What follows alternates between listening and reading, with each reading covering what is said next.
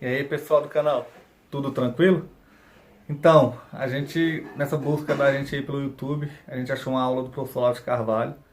A gente recortou um trecho aqui bem interessante, muito bom. Espero que vocês gostem, assistam até o final, confiram sua inscrição aqui no nosso canal e também divulguem e compartilhem toda a mensagem do professor Olavo de Carvalho. Não só aqui do nosso canal, mas principalmente do canal do professor Olavo de Carvalho, as redes sociais dele, as mídias sociais. Tranquilo? Sei que a maioria só acompanha aqui pelo YouTube, por isso que a gente também traz aí de vez em quando algumas coisas do professor Olavo de Carvalho do próprio Facebook. Tranquilo? Então é isso aí, fiquem com o vídeo, confiram novamente sua inscrição aqui no canal, se inscrevam, acompanhem a gente aqui e na comunidade do YouTube e também no Telegram. E a gente também está no Twitter e no Instagram. Todos os links estão das nossas redes sociais, estão aí na descrição. Segue a gente, quem puder apoie ou seja membro do canal. Quem quiser ajudar de outra forma, os links estão aí na descrição também do vídeo. Tranquilo? É isso aí, forte abraço. Então, tudo o que eu venho fazendo nesse curso, em primeiro lugar, o primeiro objetivo é fazer o indivíduo tomar consciência de que ele tem uma inteligência capaz de entender a verdade. Isso é um poder que você tem. Esse poder está aí, todo mundo tem. Em segundo, fornecer a ele os instrumentos para ele tomar posse disso. Então, para mim, parece que o primeiro instrumento é, evidentemente, a gramática do seu próprio idioma. Porque se você não domina o idioma, então você vai ter um monte de intuições no nível do verbo mentes que você não vai poder exteriorizar. E não exteriorizando, o que acontece? Não é que você não comunica. Não. É pior. Você esquece. Se você escreve um negócio, tá certo? Então aquilo adquire uma forma estável, repetível, e toda vez que você voltar a ler aquilo que você mesmo escreveu, voltam as mesmas intuições. Ou seja, o pensamento está sempre fluindo, ele está sempre em movimento. E se nós não conseguimos apreender a sua forma e fixá-la de algum modo, ele vai embora. Então, obrigado. Que é isto? Leite? Obrigado. Então, se você não tem um domínio suficiente do seu idioma, você não vai muito longe. Dante dizia o seguinte, que a gramática é a construção material da linguagem. Ou seja, acima da linguagem existe uma construção mais sutil. Por exemplo, a construção da argumentação, ela não é uma construção de palavras, mas uma construção de argumento que, em princípio, poderia se expor também com outras palavras. Então já não é uma construção verbal, é uma construção ideal, lógica. Ora, como é que o indivíduo vai guardar na cabeça as construções lógicas se ele não é capaz sequer de guardar a forma material das sentenças? Então, insistir na importância da gramática nunca será excessivo. Tá certo?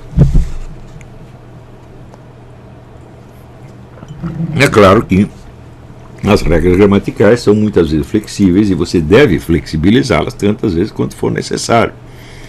Mas não é possível você flexibilizar uma coisa que você desconhece. Tá certo? Então, isso quer dizer, você jogar com expressões populares, com construções um pouco não ortodoxas, tá? É uma coisa que você pode fazer desde que você saiba com o que você está lidando. Eu mesmo faço isso nos meus posts do Facebook, está cheio de expressões populares, de construções esquisitas, tá certo? Que eu copio da linguagem popular, porque também conhecer a linguagem popular também é importante. Por quê? Porque senão você se desliga do seu meio.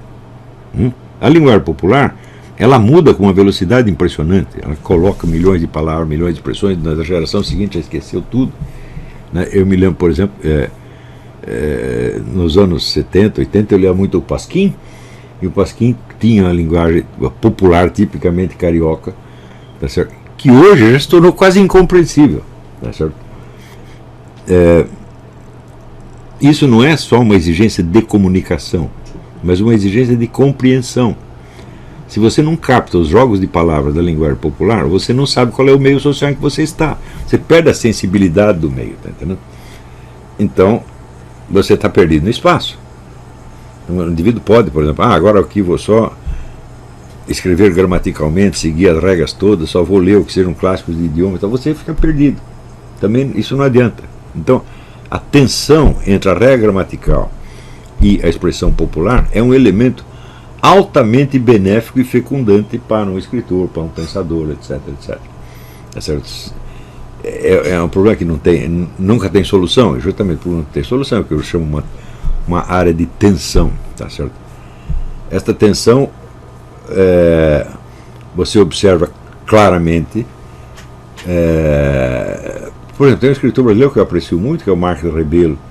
Um sujeito que morreu antes de poder completar a sua obra-prima, que chamava O Espelho Partido, mas ele escrevia de uma maneira estritamente gramatical, mas usando o que ele podia das expressões populares cariocas.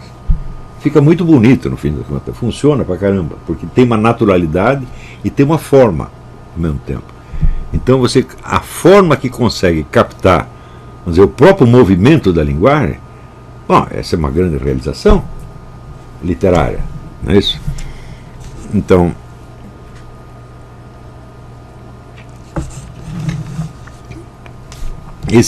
vamos dizer, o sentido da forma, você começa a pegá-lo pelo estudo da gramática, da forma literária, né? Onde você vai ver, vamos dizer, o primeiro sentido da forma é a própria grafia das palavras, como se escreve tal ou qual palavra e por que se escreve assim. É impossível você aprender a ortografia do português do Brasil sem você notar nela um monte de defeitos. Tá certo? Esses defeitos são óbvios, porque são coisas que soam muito diferente do que está escrito. Né? Eu, por exemplo, nunca me conformei com a grafia Islã com tio, porque o tio significa nasal, é um N, na verdade. E nunca existiu a palavra Islã com N. A Islã é com M, né? Então tinha que tirar esse tio e botar um M no final, mas os caras registraram assim ficou. Né? Eu já decidi, eu nunca escrevo Islã com tio, nunca. Os caras falam, tá errado, não interessa, vai ficar assim. Né?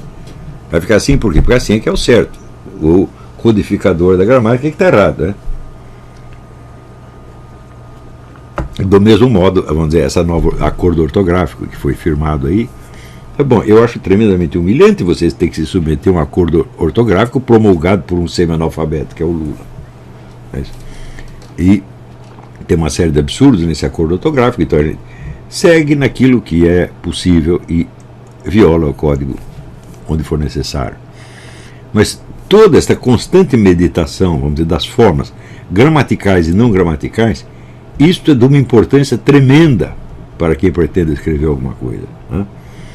Então, a língua, na medida em que você absorve esses aspectos conflitivos dela, ela se torna um organismo vivo na sua mão. Mas, se não fizer isso, você nunca vai escrever nada que preste. Tá certo? E sempre você vai ficar capenga, porque se você tenta ser inteiramente gramatical, você se torna artificial e pedante. E se você tenta ser mais popular, você cai na vulgaridade e às vezes no incompreensível. Você quer uma coisa que na hora tem um efeito danado, 3 anos depois a gíria já mudou toda, ninguém te entende mais. Nem você se entende a si mesmo. Esse sentido da forma, na verdade, ele é tudo, ele é a essência da inteligência humana. O que a inteligência humana faz? Já dizia Aristóteles, ela apreende formas. Forma não é formato, não é desenho. Tá certo? A forma é como se fosse, vamos dizer, a fórmula, o algoritmo, a chave interior. Não é isso? Então, o que nós aprendemos dos seres que nós percebemos são as suas formas e não a sua matéria. Mas quando você vê um elefante, você não põe um elefante dentro da sua cabeça, você apreende a forma dele. O que é a forma? É só o perfil externo? Não. O perfil externo do elefante seria um formato de elefante, o qual pode recobrir muitas coisas. Um elefante de porcelana tem formato de elefante e ele não é um elefante. Então, na hora que você capta o elefante e capta o elefante de porcelana, você captou duas coisas totalmente diferentes, unidas apenas pelo seu formato. Mas, dentro do elefante tem, vamos dizer, uma vida, ele está em movimento. Você sabe que ele é um animal, tá certo? Ele dá uma tremenda impressão de força que se incorpora na forma que está na sua mente. Tá certo?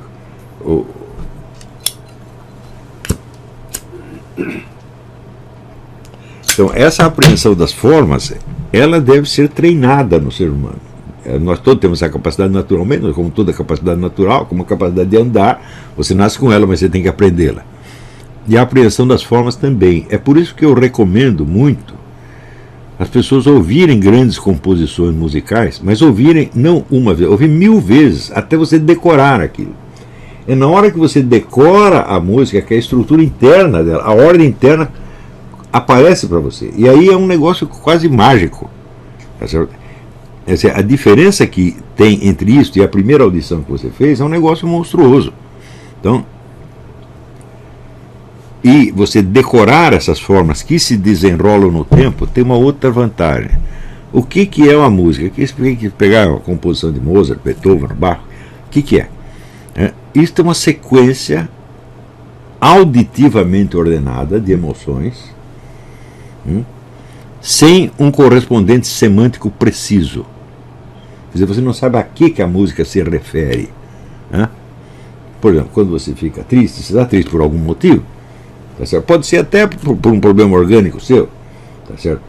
Ou é porque morreu alguém, ou é porque você está sem dinheiro, ou é porque sua namorada te largou, você encontrou uma mulher na cama com outra. Bom, as suas emoções têm alguma relação com situações da vida real que são o seu lado semântico, o seu significado.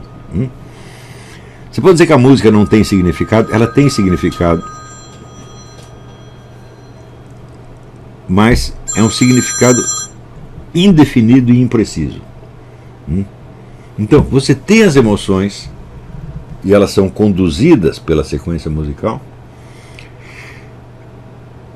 mas o correspondente semântico, o significado está em aberto. Você pode preencher com o que você quiser ou pode não preencher com coisa nenhuma. Tá certo? Ora, se ao contrário nós fizermos como certas escolas de teóricos musicais do começo do século XX disseram, não, mas tudo isso aí não é música. A música é só a pura estrutura sonora, sem as emoções. Então, bom, isso é a mesma coisa que você dizer que um romance é apenas uma estrutura linguística. A estrutura linguística está lá, evidentemente, é só você abrir o livro, você vê que tem uma sequência gramatical, sintática, etc, etc.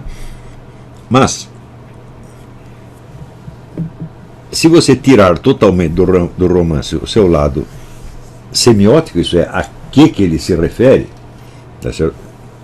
Então fica uma coisa bem diferente de um romance real. Na verdade, o romance é uma sequência de acontecimentos imaginários, dos quais alguns podem ser perfeitamente reais. Pode fazer um romance histórico, aproveitando, sei lá, episódios da vida de Napoleão Bonaparte, de Júlio César. Então, a música desprovida da sua contrapartida emocional é o romance esvaziado, dos acontecimentos. Então, é o romance sem significado. Então, se disser que a música não tem significado, claro que ela tem, tá certo? Só que o significado é aberto. Digamos, para cada frase musical você tem 200 significados possíveis. E todos eles estão de algum modo condensados na sequência musical. Por isso que eu chamo de que a música é uma sequência de emoções auditivamente ordenadas sem um correspondente semântico definido e preciso. Mas que tem algum correspondente semântico? Tem. É isso? Então, se você tem uma emoção qualquer, é impossível você não associar isso com algo da sua memória. Esse algo que está na sua memória pode não ser exatamente, aliás, geralmente não é exatamente o que estava na mente do compositor, mas tem o quê? Uma semelhança estrutural, uma semelhança interna. Então, na medida que você decora as músicas, você não está decorando só o som, você está decorando a sequência de emoções e a ordem das emoções. E, portanto, a conexão entre elas. Existe algo melhor para você ficar se conhecendo a si mesmo? Então, a pergunta que eu faço é a seguinte: você é capaz de perceber o desenrolar de uma sequência emocional dentro de você?